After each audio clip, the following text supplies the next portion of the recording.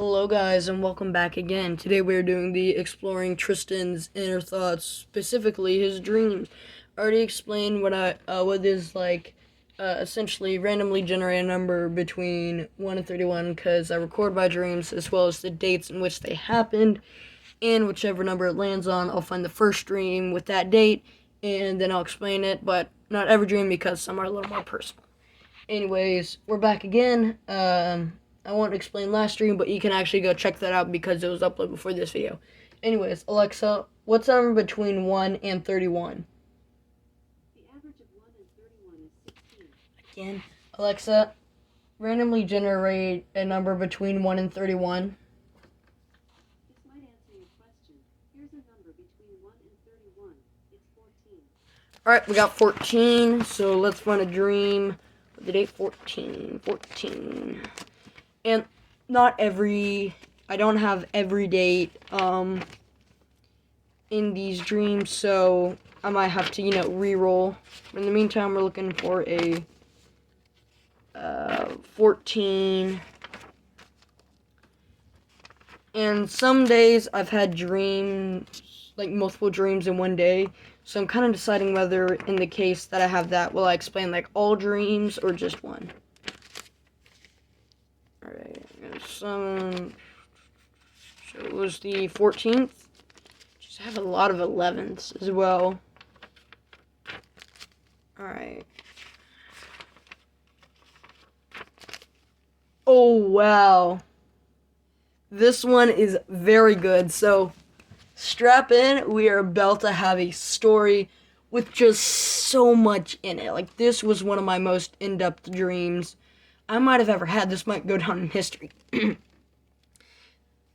Before we start off, note that this was a dream that set place where a zombie apocalypse, like the very beginning of a zombie apocalypse. Some details in these dreams can be a bit hard to explain, but I'll let you guys know if I'll explain it or if it's just a bit too crazy. Anyways, here we go. I had a dream. 5 minutes ago, we were told about the outbreak of zombies. I was in French class with everyone from the class and a few extra people as well. Everyone was talking to each other. Meanwhile, I was planning an escape plan. I would escape through the window. The school had a different design than the one I go to as well, because sometimes in these streams, things are just different. I'm not sure why, but brain knows that. After a few minutes, I thought I saw 3 boys that appeared to be fighting something. I was sure of what it was, but I needed to be sure. And my fears were confirmed when I saw the brain-dead zombie a few seconds later. I panicked internally and snapped into action. Quick, everyone over here. I didn't the quotation mark there, so anyways, I carefully climbed out the window and landed on the ground below. Everyone, including the teacher, whose name I won't say, made it out the window. Then someone comes down the stairs in front of where we are, and he has 2 gashing claw marks on his arm. Now, I don't know what infects the people yet, but I am not taking any chances. We dip as a class and begin to run. And as we run, it begins getting darker outside. After a while of running, we come across a house. We enter. It takes us a moment to see a handful of zombies at the top of the stairs, but we can't go back because there's a zombie in front of the door. Also, for some reason, the teacher is immune to and unattracted to zombies. I don't know why. And, anyways, however, there is a alternate stairway, which has no zombies. It does, however, go to the second floor where the handful of zombies are. We take our chances and rush up the stairs. I come back to the first floor using the other stairwell. Coming back to the first floor, about half of the group is missing. You might be wondering why I went up there. Dude, I don't know. Probably, maybe the other zombie that was running at us posed a bigger threat. Anyways. We had no time to dwell on that, though, because another zombie was rushing the front door. That was the same zombie. We all split up to hide as the zombie entered the house. I ran upstairs to a bedroom with a person who I won't say because I don't have their permission and I don't have their contact. We'll just say a friend. We locked the door as the zombie started bashing it. I noticed a small window next to the bed on the ground and attempted to kick it till it broke. I couldn't, but because I had taken off my shoes for some reason. Like, I don't know why I do this stuff in my dreams. I couldn't, but there was a door leading to the outside deck. We rushed over to the door and got on the deck. Quickly, we locked the door as the zombie got into the bedroom. I told the friend to escape by jumping off the porch. It was a rough landing, but we escaped, and we escaped. It was now dark outside. As I was looking around, I saw a radio tower. It was large, and the thought came to me. I don't want to hurt others and watch as I do it.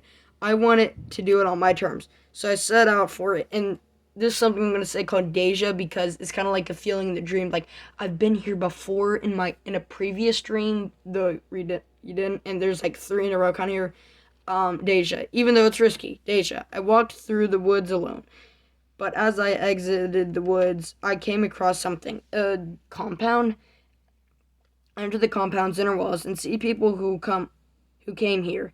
I see another person who I can't say because they don't have their permission or contact information, and you guys get the point. I'll just say someone whose name I won't say.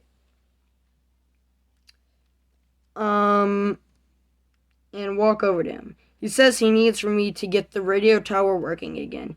He sends me to the space between the inner wall and outer wall with a shovel. Deja. And keep in mind, the deja is the stuff that I felt like happened in a previous dream, but actually didn't. The outer wall is incomplete and zombies can move through the wall. But I see band kids, chorus kids, and orchestra kids. All of them. Then I hear someone speak on an announcement system. There are people infected. They are as follows. A spotlight points to another person whose name I cannot say. He freezes. He begins to twitch out of fear. The next person is another person's name I can say. And the spotlight pointed at him. Then I looked. A few seconds later, I noticed zombies, a lot of them, and they rush us, and I am bit. I wake up 1 minute later, and one thing pops in mind: alone trees with chocolate and coconut. I need one to live. I find some and eat them. I eat 2 more, but stop myself. All right, so let me explain. So zombie virus is cell food, and it infects your cells when the cells eat it. The cells come over thinking it's just normal food, but then they eat it. Bam, they are infected, and that's how the body gets infected. However, there's one thing more addicting because these zombie cell food die shortly after, so that's why it's quick. And there's one thing more addicting that the cells will go to eat, causing the zombie virus to die out, and that is the alone treats with chocolate and coconut, and it beats the virus. And then after that, the dream ends. But we're gonna head to the deja vus. So for the first deja vu, it says, so I set out for the tower. Deja. And that is, this way person I'm not going to say. I say as me and the other person I'm not going to say make our way to the towers, to the radio tower. It will be fun. Keep in mind, this is also in the scenario that a zombie apocalypse is happening. Next, even though it's risky, Deja. It is risky because zombies surround the tower, and it's not worth it. Like I said, the Deja stuff. Right. And the person that I cannot say sends me to the space between the inner wall and outer wall with a shovel. And he said this in a previous dream thing. A lot of men have not made it back. A lot of my men have not made it back, and he sends me to the outer wall without a shovel.